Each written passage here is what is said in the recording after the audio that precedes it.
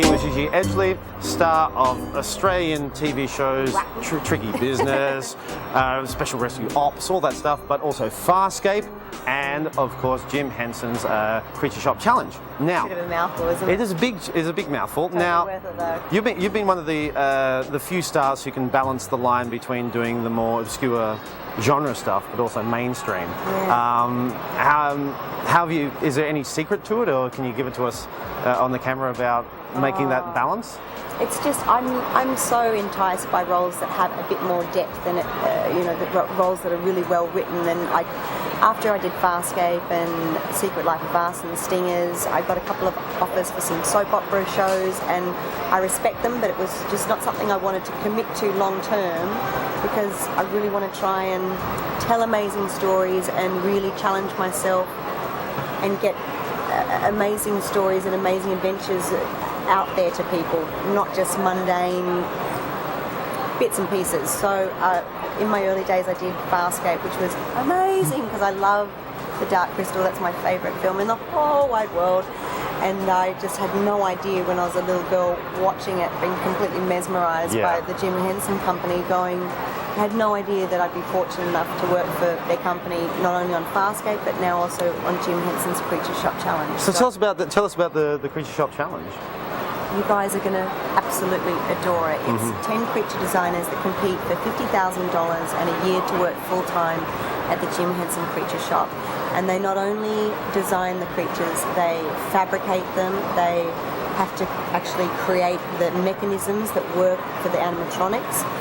They also have to create a whole backstory behind them, and quite often they have to perform them at screen tests. And at the screen test at the end of the challenge, it's myself, Brian Henson, Beth Hathaway and Kirk Thatcher. And Kirk Thatcher was on the original team that built E.T. for Steven Spielberg, amongst many other credits. And Beth Hathaway has been a creature fabricator on the Chronicles of Narnia, Batman Returns, Terminator 2, and Brian Henson is of course the chairman of the Henson Company. So it's the main man. Star-studded cast, and just... And they've only got like a couple of days, like 2 or 3 days to do it in? It's insane. It's absolutely wonderful to watch, and the designers I was a bit nervous about the whole reality show aspect, because obviously my main passion has always been acting, and I get scared with all the reality nonsense going on. And Brian said, you need to meet the creature designers, you need to see how intelligent and passionate and completely committed they are to their craft. And of course I did meet them, and I fell in love with all of them, and it was extremely challenging on elimination nights to say goodbye to one after the other, but they're just so beautiful. And it's also very cool because it's our first look behind the Henson gate. You know, we all want to see what happens in this studio, because they've created so many. The Henson Company has been such an intricate part of all of our childhoods, you know? So it's very cool. And it's one of the weird things where you actually find out the magic behind it, and it doesn't take away, it adds more to the magic of it. It's so phenomenal, and it's also really beautiful because computer graphics are great, but this is even more spectacular because you need a whole team of people to be working seamlessly with each other to create a one, and that's a very magical process to watch as well. Now, you've been very supportive of coming back and being connected with Farscape and coming to conventions and stuff like that. Love it. You do? What do you love most about the cons? I love everything. I love meeting the fans because they've helped and supported me through all my journey, you know, and my dream is to tell amazing stories and put that out to the viewers, and it's so important and special to me to meet fans one-on-one and actually share the experience of how we both help each other out along the journey. So I adore conventions. I've travelled all around the world doing them, and I